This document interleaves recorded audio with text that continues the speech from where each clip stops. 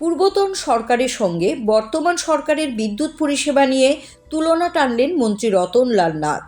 2005 সালে বিদ্যুৎ নিগমের গ্রাহক ছিল 3,09,000। বর্তমানে তা বেড়ে দাঁড়িয়েছে 10,57,000। পূর্বতন সরকারের আমলে 13 বছরে 3টি 132 কেবি সাবস্টেশন হয়েছে, আর বর্তমান সরকারের আমলে 7 বছরে 9টি 132 কেবি সাবস্টেশন হয়েছে। পূর্বতন সরকারের আমলে 13 বছরে 132 কেবি লাইন হয়েছে 98 কিলোমিটার। বর্তমান সরকারের আমলে 7 বছরে 132 কেভি লাইন হয়েছে 501 কিলোমিটার। বিদ্যুৎ হচ্ছে উন্নয়নের মূল চাবিকাঠি। বিদ্যুৎ নিগমের কাজ এখন শুধু খুঁটি আর তারের মধ্যে সীমাবদ্ধ নয়। কথাগুলো বলেছেন বিদ্যুৎ মন্ত্রী রতনলাল নাথ। বৃহস্পতিবার বিদ্যুৎ নিগমের প্রতিষ্ঠা দিবস পালন করা হয় নিগমের রাজ্য কার্যালয়ে। সেখানে উপস্থিত ছিলেন মন্ত্রী রতনলাল নাথ সহ নিগমের পদস্থ আধিকারিকেরা। মন্ত্রী তার বক্তব্যে নিগমের কর্মী থেকে আধিকারিক সবার কাজের প্রশংসা করেন। তিনি বলেন, 2005 সাল থেকে কাজ শুরু করেছে রাজ্য বিদ্যুৎ নিগম।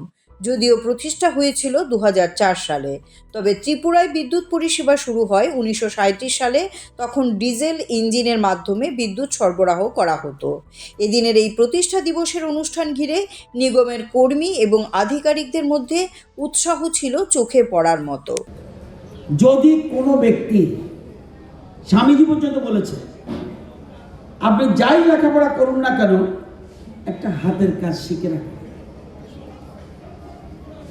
যদি এক্সট্রা কারিকুলার না থাকে, যে কোনো কাজ, খেলাধুলা হোক, মিউজিক হোক, ডান্স হোক, গান হোক, একটা কিছু শিখে নিতে হবে। না শিখলে হতাশা আসবে। হতাশা আসলে ড্রাগ ধরবে, যেটা আমাদের রাজ্যের জন্য ভীষণ গুরুত্বপূর্ণ। কিছু না কিছু একটা এনগেজ থাকতে হবে। গানের ক্ষেত্রে, ডান্সের ক্ষেত্রে, মিউজিক, যা ইচ্ছা, খেলার ক্ষেত্রে কিছু না কিছু নিয়ে থাকতে হবে। তাহলে হতাশা আসবে না, ফ্রাস্ট্রেশন আসবে না। সেই জন্য আপনাকে একটা না একটা কিছু কাজ করতে হবে। যারা পরিবারের লোক আছেন, সেই জিনিসটা দেখতে হবে। এবং আজকে যে পারফরমেন্স আমি দেখেছি সত্যি, এবং এছাড়াও আমরা পরপর কয়েকটা ফ্লাড এবং বিভিন্ন সময়, দুর্গাপূজার সময় সবচেয়ে আমাদের ডিমান্ড উঠে পাওয়ার। এই লাইনম্যান থেকে যেরকমভাবে জীবনের ঝুঁকি নিয়ে লাইনের মধ্যে উঠে পাগুলি উপরে ঝুলিয়ে যেভাবে কাজ করে, চিন্তা করা যায়। ঠিকই বলছেন, একটা রাস্তা করে আসলে তো আর কিছু করতে হয় না। একটা বিল্ডিং কমপ্লিট হলো, ইয়েস আমার কাজ কমপ্লিট, আমি তোমাকে দায়িত্ব দিলাম। কিন্তু এই কাজের দায়িত্ব আর কাউকে দেওয়া যাবে না। সুতরাং এখানে যারা আমার ফুল টিম, আমিও ভাগ্যবান, আমি একটা ভালো টিম পেয়েছি। যেমন সেক্রেটারি, তেমনি এমডি, তেমনি আমার full stop, top to bottom. এবং সবচেয়ে রেসপেক্ট করি তাদেরকে, লাইনম্যান হেল্পার, শ্রদ্ধা।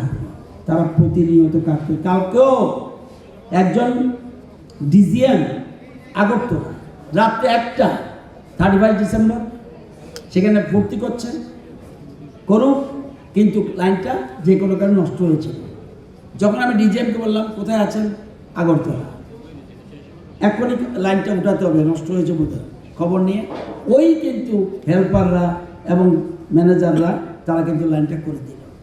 তাহলে তাদের কাছে দিনটা সব সমান। সুতরাং এই যে স্যাক্রিফাইস, যেমন আমরা হেলথ কেয়ার বলি, এরকম বিদ্যুতের ক্ষেত্রে এই জিনিস কিন্তু সত্যি আপনারা সুনাম অর্জন করেছেন। এবং আমাদের রাজ্যের এই যে বিকশিত ত্রিপুরা বলি, আমাদের 4টা জিনিস, আমাদের বিকশিত ত্রিপুরা করতে গেলে 4টা জিনিস আমাদের রাজ্যের জন্য ইম্পর্টেন্ট।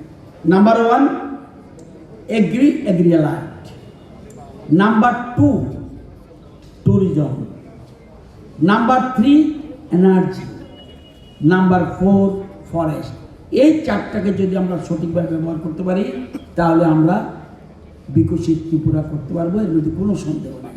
এবং এর জন্য অগ্রণী ভূমিকা নিতে হবে আমাদের বিদ্যুৎ নিগমকে, কারণ বিদ্যুৎ ছাড়া বাকি কাজ বন্ধ হয়ে যায়। তো আজকে এই প্রতিষ্ঠা দিবসে আমাদের অঙ্গীকার করতে হবে, মনে রাখবেন আপনি বহুদিন বাঁচবেন, যত মানুষের সেবা করবেন। আমি দায়িত্ব নিয়ে বলছি, দেখবেন অসুখ টসুখ সব চলে যাবে। ডাক্তার কাছে যেতে হবে না, আমি বলছি, দায়িত্ব নিয়ে বলছি। আমি এই বয়সের কথাটা বলছি। যদি সার্ভিস দিতে পারেন, জনগণের সার্ভিস, দেখবেন আপনার পরিবার শান্তিতে